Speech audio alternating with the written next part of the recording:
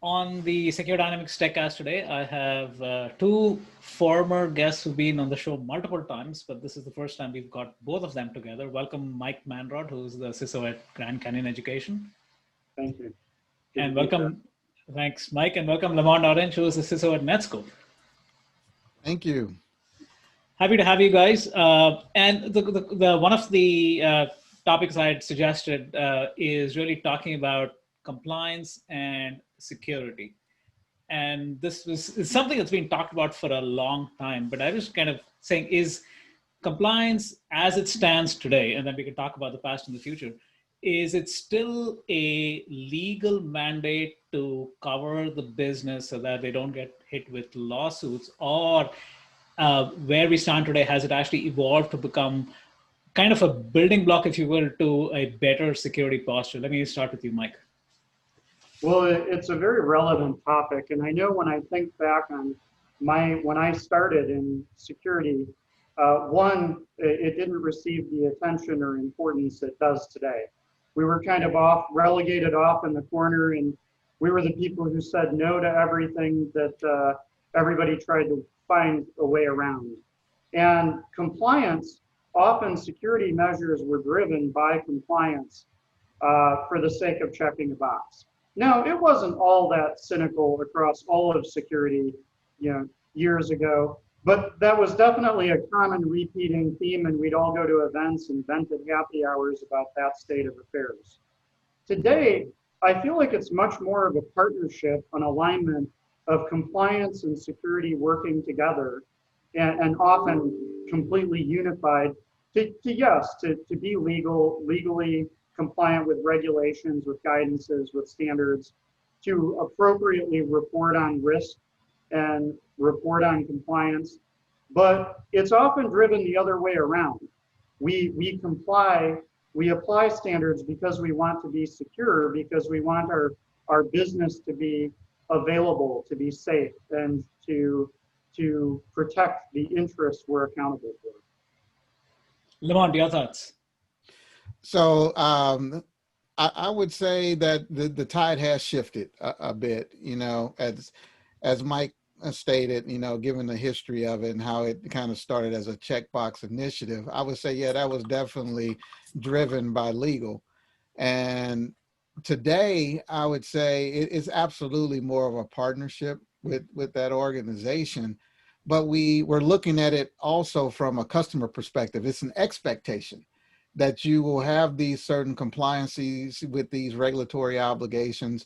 It's the measure of that you have measured your program and had it audited or attested to a certain set of controls. Now, prior to today's operating model, I'll say a lot of compliance meant that you were good to go, type of thing, right? Yeah. And we still find that there were organizations that had challenges, but had every compliance certification to date, because it really was a scoped event of this particular area, this particular environment, where I think we've turned a corner and more of it becomes about security, and say we're looking to apply these same capabilities across all of our entire organization and measure ourselves that way versus measuring ourselves against this environment being compliant to something.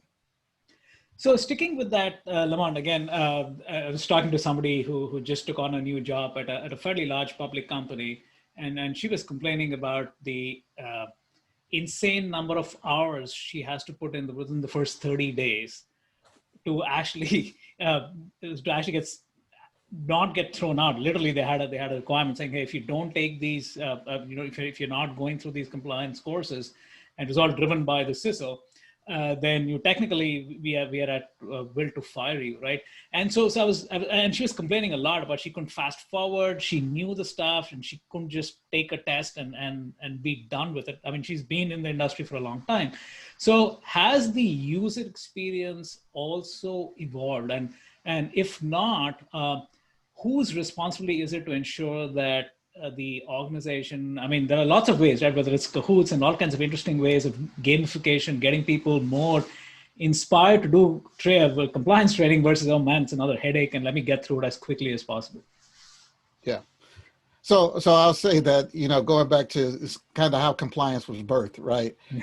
That was a problem. And when you look at the internal compliance and having an external party, weigh against your compliance, well, internal compliance, we didn't spend a lot of money on because I couldn't get my external to rely on it anyway. And I'm going to have to repeat this stuff. So I'll say the training materials that were done and everything were very archaic and draconian and not the most exciting thing in the world to do, right? And when you fast forward to today with good security programs, I mean, yes, you've talked, you mentioned some of the things you can gamify it and do all of these different types of things. But I think that it's taken a different step to how we deliver training. We know that the 2 hours and 3 hours of sitting in front of a computer, I'm only going to remember the first 5 minutes when the guy comes or the person comes on and say, hello, welcome to training. And then I'm going to remember the last 5 minutes when you say you have completed it and nothing in between. Right. Yeah. So we have to take a different approach of making sure that it's in short bursts. Mm-hmm. There's no rule that states you have to do it all at one time. Mm-hmm. But if you start planning and course correcting your curriculum to do 5 minutes here, 10 minutes here, get some just in time, and because it's all about the behavior modification to make this something that people consciously think about. And I always, fall back to, you have to take some of the best advertisers out there are consumer products. They make sure that we know the jingle, we know the label, we know it from miles away. It's because we've seen it so many times or we've heard it in so many different ways. And, honestly, that's what we have to do in our security programs and do the same things. And everybody knows a commercial's 2 minutes. Yeah. That's what it is at that point. And you can take back the best thing about that consumer product that you wanted to go get or you wanted to try. And I think we have to embed that into our security programs. Mike. Yeah, I couldn't agree with Lamont more. I mean, I'm right there with you. I feel like, yes, okay, there are times it's mandatory for us to do some sort of reoccurring annual training with the test. Like, that's important. It's stipulated by many guidances. It's on our cyber insurance applications we all fill out every year. So it matters. But it can be short, it can be fun, it can be easy. And, a lot of them are archaic. And if we make those fun, engaging, a playful experience that's not difficult, but then spread our awareness out across many contact points throughout the year, as Lamont alluded to, I feel like that's very powerful. And they should be fun and they should be playful. Like, we do rewrites of songs that are popular with a security message, jingles, poems, obviously continuous assessment, sending phishing emails, but then not being the punitive bad guys, but making it something where it's a fun re-education process. And then, of course, we all should take advantage of Cybersecurity Awareness Month to give away prizes, to do contests, to make security a game, to make it something that people are engaged with and enjoy. If you ever press a CD of those songs, I would love to get a copy. I've never gone so far as to try singing them. Maybe we'll have to do a karaoke version one of these days. Yeah, that's a good one. Yeah, TechCast karaoke. So. That's right. It's Christmas time is coming. So one last question. I know this is going to be a loaded question, so we may not get to the end of it, but I want to kind of put both of you on the spot, let's say 2 minutes or less, is, start with you, Mike, is one of the promises of cloud was it's actually going to help drive better compliance. Has that objective been met? Yes, no? And if not, what else should happen? That is a very big question.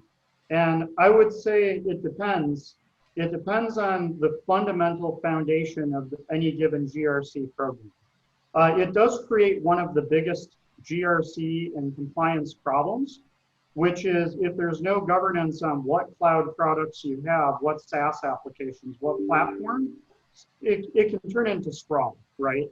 So once you solve for that, though, there are many cloud platforms that do make it easier to comply. If you're in Azure or AWS, they solve a whole lot of problems for you if you know what you're doing and you follow the best practices and you adhere to those best practices. And then obviously there's security products that are tailored for the cloud that certainly can help with this. Lamont, final takeaway from you. Sure. So my perspective on it, again, there's you got to talk about it in a couple different veins, right? One vein of it is the SaaS applications. To be compliant with those SaaS applications, I think it's a lot easier for use and everything, and you can get your regulatory compliance obligations taken care of that way.